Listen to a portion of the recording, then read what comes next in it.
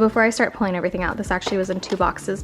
I actually filmed this earlier outside, but it ended up, we had parties going on in the background, and you couldn't really hear me talk. There's a lot in here. I'm just gonna pull from this because I combined it all into one box, but I have everything in here from the Good and the Beautiful, and then I have all of our workbook, worksheets, all of that stuff in this pile as well. So let's get into it. What's up guys, welcome back to my channel. I'm super excited for today because I'm going to be unboxing and sharing our curriculum selections for this upcoming school year. I know some people go by grade level, some people just go by like level, some people don't like referring to grades, and just to kind of keep it simple, the Good and the Beautiful describes it as levels, not grades. And a perfect example is the fact that I started this last year with the pre-K curriculum for my, well, now 5-year-old.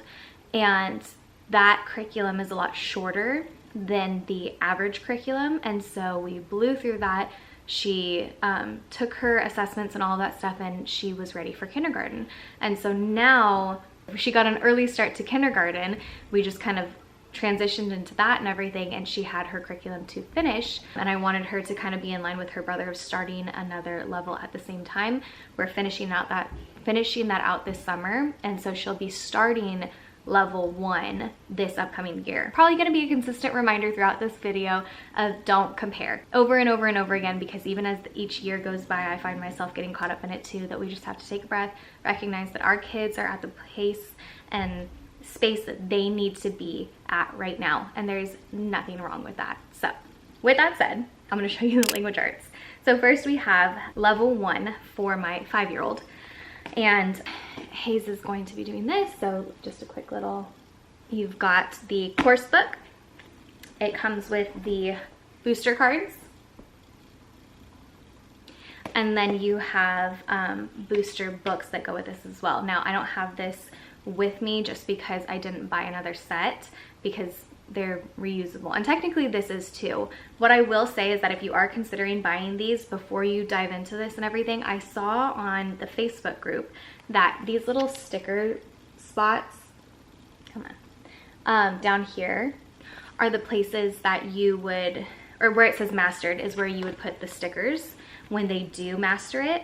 And we did that for Bex this year, and now I feel like I need to get like new stickers or something to put on top of it, and I didn't want to do that because I knew that they were going to be particular about the stickers. And so a friend of mine had said, oh, I saw this in the Facebook group. What they do is there's like little clear stickers that they put on top of it, so that way when you take these stickers from the back and put them on top of the clear sticker, it's easy for you to peel them off and reuse them. So that's what I'm going to be doing, because I have, well, let's see, 3 kids, if I continue using this curriculum, that will go through these booster books. So the reusable stickers will absolutely come in handy. I don't want to keep buying this over and over and over again when we don't do any writing in it. It's just the putting the sticker on. That just feels like waste. So we have this, we're reusing the booster books. I got a second one because now I learned my lesson, thankfully, with the first. The only additional thing that I got for her in regards to language arts and the subject is the handwriting book. So nice and simple. It doesn't go along with the curriculum. You can kind of like pace them however you want. So you've got little just like tracing, drawing, coloring, all that stuff. So there's nothing too specific about it. I'm just using this as something for her to work on while I am doing a lesson with Bex or Zeke. That's one of the, I guess, tips for multitasking when you have multiples, because the course books have independent like things that they will work on at the end of each lesson. So you'll see you have independent practice, so they'll do some writing. All of this is would be her independent practice, and then she has this at the bottom. Every single lesson finishes with this, where you have a little bit of downtime where they should be doing some independent reading. So if they blow through this and they're done with their reading and that, then I'll have something on standby, like the booster games that a lot of people on TikTok see that and ask what the heck is that. It's from the Good and the Beautiful app that does go along with, like, not really the lessons, the day-to-day lessons, but it goes along with the booster cards. So maybe some days I have her do the booster games on the iPad, and then other days she might do handwriting. So that was for Hayes. This is all for Bex. You have his level 2 course book right here. We have the handwriting level 2. And then we have booster cards. They have first, second, and third nature reader books, and Bex actually really likes this. I tried getting him other books that he could read for his independent time, and he really didn't like any of the other stuff. These are like really on pace with his level of where he's at right now, and so I made sure that I got this. This wasn't a like necessity with the course book, but if you do need a book that seems to work for them, I think that that came in handy for us. And then I'm going to assume that either these go with a curriculum similar to the booster books, or it's something that's incorporated in the curriculum in a different type of way, but these do come with the course bundle and everything. One last thing that I wanted to share about the booster cards, because you're probably like, what the heck are these if you haven't used the Good and the Beautiful before? Like I said about mastering things. So you've got like sight words in here that she'll practice. You have, and then you'll go through these as well. And it's perfect because if you've never used the Good and the Beautiful before, you'll have this section and everything in the color is going to tell you what you read that for yourself, and then everything in the black is what you would actually read to the child. And so if you feel like you're one of those people that says to yourself, like, I don't feel like I'm smart enough to teach my kids, you don't have to be right now, because this does all of the work. I feel you. I didn't feel like I was a good student when I was in school, and so that was one of my concerns, that I was like, I'm going to get demolished when it comes to this. Like, I'm not going to make it past like second grade without having to call someone. And that's what I love about this, is that like it is open and go. It gives you instructions on how to teach them. And yeah, we've just been loving it so far. For Zeke, my 3-year-old, I wanted to have this on hand because I'm not entirely sure that he's ready for something like this, but if he shows any types of signs that he's wanting to do this, wanting to work on these things, I had this handy and available and didn't have to be like, oh, he's interested, now I have to wait 2 weeks for this stuff to be shipped out to me. So we have the preschool course book, and from what I can tell, it doesn't have too much handwriting. Like, he's not required to like write sentences or anything, obviously, but it does practice holding the pencil. Then I also have the practice sheets for him, and it looks like, I'm not entirely sure if this goes with the lessons, but let's do a quick little. We've got all these different types of just maybe like extra sheets and stuff, as well as the alphabet. So you've got that. And then the last thing with the preschool course stuff is this folder activities envelope. And so you have different types of things that go with it, where you have like this first folder, mouse house, and then you've got, it's empty, but it has all this stuff in it too. And then at the back of this folder, which again, I really appreciate the like organization piece to it. They provide all this to keep it in one nice and neat spot. You have all of these that you punch out. So I'm assuming that these are gonna go with the folders. But again, yes, love that everything is nice and neat and organized and provided for you in that way. So we'll call that under the language arts as well, because it really is about letter recognition and all of that stuff. And then next, I want to talk about math. So, because obviously my 3-year-old math is going to be counting, recognizing numbers and stuff like that, which he already is pretty good at getting from, I'd say 1 to 10, he's pretty solid. 10 to 20, it's kind of iffy, but I mean, he's 3 and it's really not even me. It's just him listening to his older siblings work on their stuff and count out loud and everything, that he's just kind of picked up on it. And that's one of the amazing things, is that they kind of build off of each other. But for my older 2, I have Math 2 for Bex. So it comes with this. These have 120 lessons in them, and then you can kind of divide that up and break it into however you want for the school year. And then you have a math box with it too. So there's a Math 1 box that we have as well. I already got that last year for Bex, but it comes with just different things inside. And it's, as you saw, or maybe, I don't know if you're paying attention because I didn't really draw your attention to it, but you have the airplanes on it. So it stays on theme for the entire course. So sometimes when they do specific lessons, it'll say like, pull out the airplanes. And so you've got these little metal ones of like a rocket, a commercial airplane, you've got a helicopter, different things. You've got these like tiles with numbers and stars on them, different types of dice, dollars, and then you have some coins as well.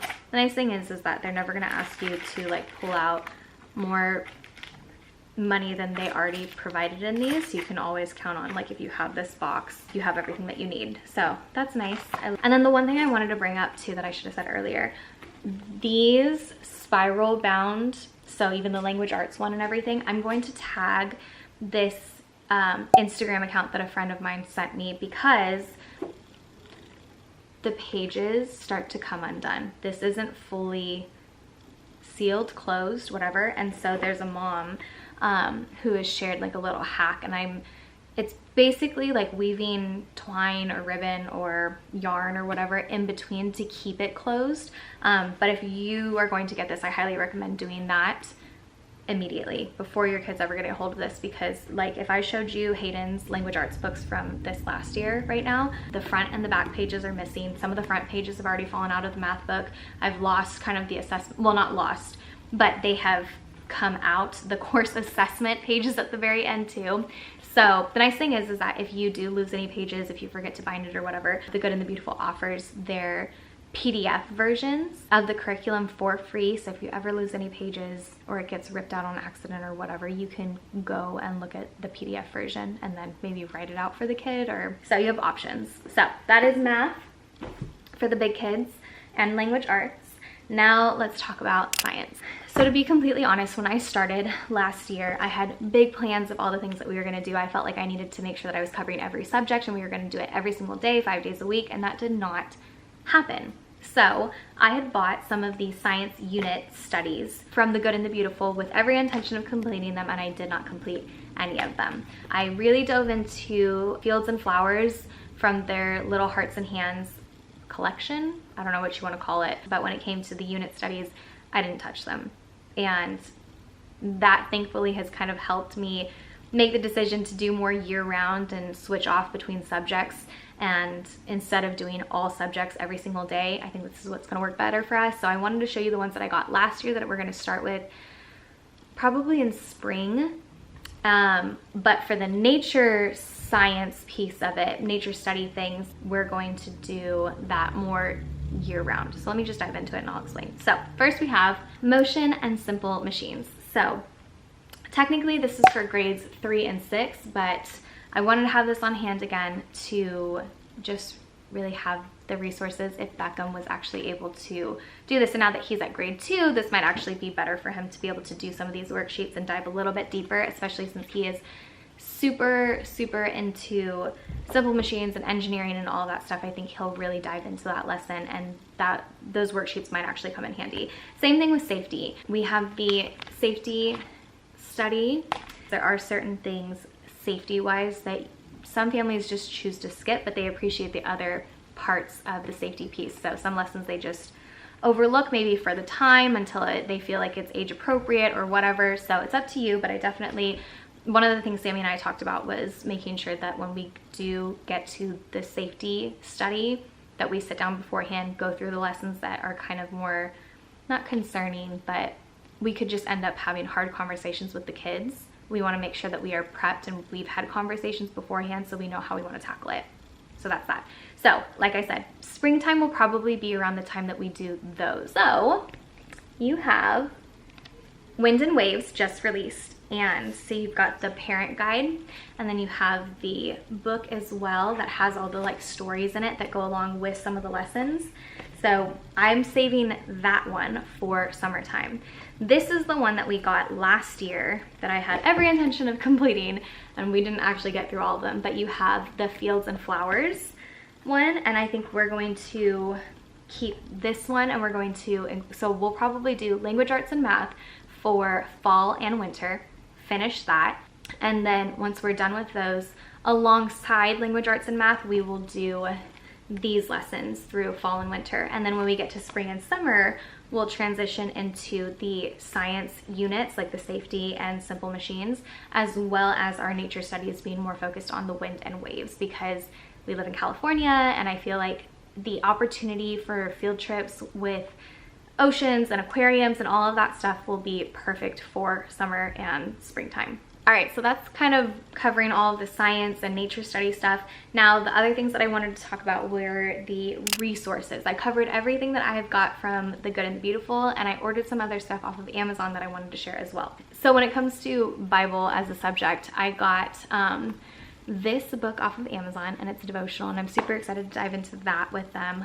One of the things that I wanted to do was get back into our routine of having breakfast together, because I feel like right now it's just like kind of funneling the kids through of like, here's your breakfast, go eat, and then I continue making. And by the time that I get to the third one, then the first one's done and moving on to something else, and we don't really get to sit down and have a meal together first thing in the morning. And I feel like that's something that I want to make a priority again for us. And so one of the things that I wanted to do that I used to do with our Duck Dynasty devotional book was to sit down, have breakfast ready, and open one of these up and just kind of dive into it, read, have conversations, laugh, giggle, and just let it be a very like slow, easy, fun transition from waking up and doing our own things in the morning to getting into our school time of the day. So with that said, the other things that I picked up from Amazon were these Bible stories coloring pages. So I have this one for Bex, I have this one for Hayes, and this will just go in their morning baskets. So when they are done eating, they do their morning chores and all of that stuff, and then they are ready to just kind of like chill and kind of transition, I will have their morning baskets ready for them to just kind of pick something to work on until I come downstairs and we transition into our lessons for the day together.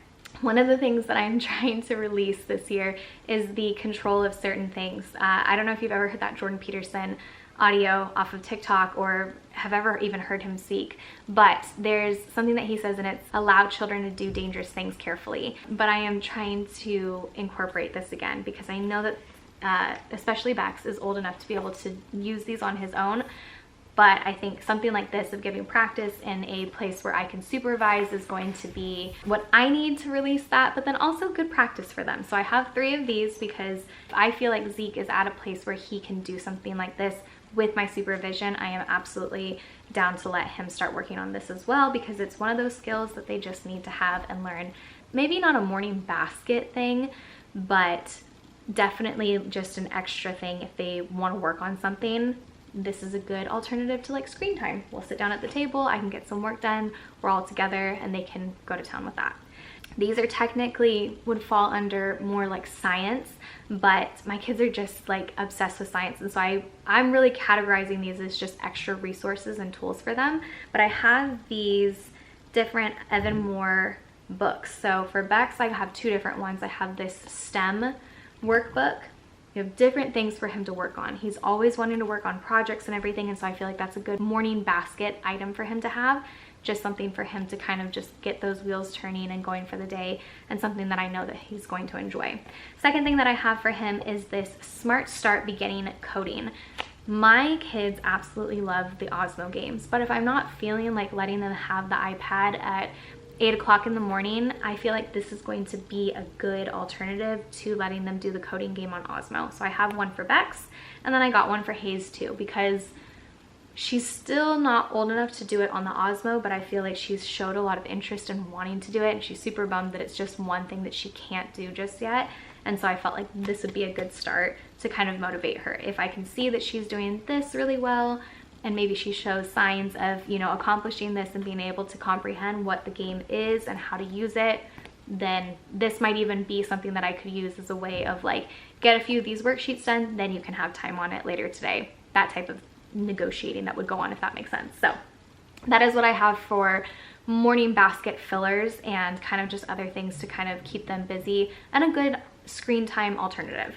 The last thing that I have in regards to subjects, I don't know if you follow me on Instagram, but I had posted something asking people for recommendations of something that I can use to help practice a different language for my kids. And the 2 that I'm super interested in are Spanish and sign language. I took sign language when I was in college. I feel like it's an incredible language to have on hand, and obviously helpful for other people too, but especially because my kids are Jordanian, and Sammy doesn't know Arabic, and I am, what am I? A quarter Mexican and a quarter Spanish. And my dad never learned because his dad didn't want to teach any of his children because he got punished when he was in school for speaking Spanish and not English. It's something that is just very absent, and I want my kids to be able to have access to that. If they are curious in learning, I wanted to have resources available, and I definitely want to help them with that, because I know for children who are bilingual, who learn a second language at an early age, if they want to learn more languages, it becomes easier for them to pick up another language as they get older. But that window of learning a second language and becoming bilingual, the ease to it, that window starts to close after, I feel like, even 7. So I'm kind of at the end of it with Bex, but he learned a little bit when he was at kinder at the private school. So I wanted to continue building on science. So I found a couple YouTube channels, but I want to grab this workbook from Modern Press Kids as well and just kind of see how we do. Again, this is kind of an add-on. I'm not trying to incorporate all of this into every single day, but again, I wanted to have things on hand because I knew what I wanted to work on with them, and we're gonna kind of see how the scheduling and mapping this out goes. Last things I wanted to share, just in regards to maybe other things that you might be looking at, especially if you have older kids with homeschooling. It's not really curriculum, but it's just extra resources and tools. Now, read alouds. We have read The Wild Robot at least one time all the way through. I think this is our second time around. And this is just something that I like to have on hand, just like the devotionals that I said for breakfast time and everything. Between poetry tea time, or if you're just having a day that you just want to kind of take it chill, the kids aren't feeling like doing lessons, you're not feeling good and whatever, doing something like read aloud is incredible. You don't have to worry about keeping their attention. I think one of the things that a lot of homeschooling moms will talk about when it comes to this read aloud time is that it's actually good to let them color or draw, let them just kind of be in your presence as you read to them. It's one of those things to kind of just show them that you can be together and hang out and let them have their space to kind of do what they want to do, and you'll be surprised how much they can actually focus on what you're saying while they're working on something as well. Find a book that is interesting to them. We love The Wild Robot. I've had tons of recommendations for it, and so I finally got it a couple years ago, read it to the kids, and I mean, it was probably 2 years ago, so they're a lot younger, and we just, yeah, loved it so much. And I need to get the second one, but it's been so long that I was like, we'll read this one more time and then go into the second one. But Charlotte's Web, all the classics are good ones to do as well. That is it. If you have any questions about anything that I went over, because I know I talked forever, by all means, drop a comment. Let me know what you're thinking. I will do my best to answer them either in the comments or maybe in a video, maybe on a short. But yeah, that's it. I'm supposed to be getting my planner hopefully in the next week or two. I've been waiting forever, and I can't wait to share that with you guys as well. But I'll definitely do a part 2 if we have enough questions and things that you guys want to see, want to know about. And as we get closer to the beginning of the typical homeschooling school year and all of that stuff, we'll be diving into more as well. Last thing I want to leave you with.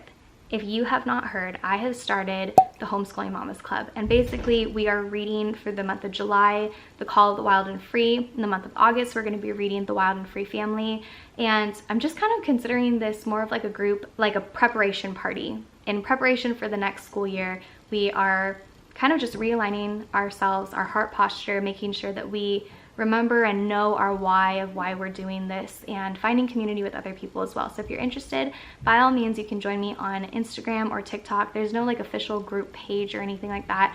I have a broadcast channel on my Instagram account where I will be sharing kind of updates and checking in with you guys and stuff. I'll have reels every once in a while doing updates on what chapters we've been reading, things we're talking about. The comment section will be open for you to just be able to leave your takeaways and things that you're loving from the read. We'll have other types of tasks and things on TikTok as well of things to do in preparation for the school year, but it's mainly about our emotional, mental, spiritual health and wellness and awareness of where we are and what we need to do, what we want to do in preparation for this year ahead and to come and find community with other people. Less about go empty the trash and purge and all that stuff. You can do that, and I'll probably remind you to as well.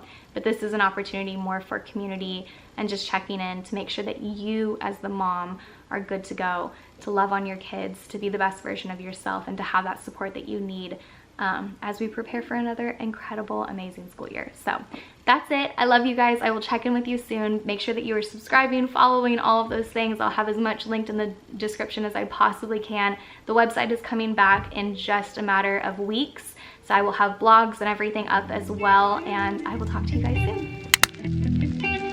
soon.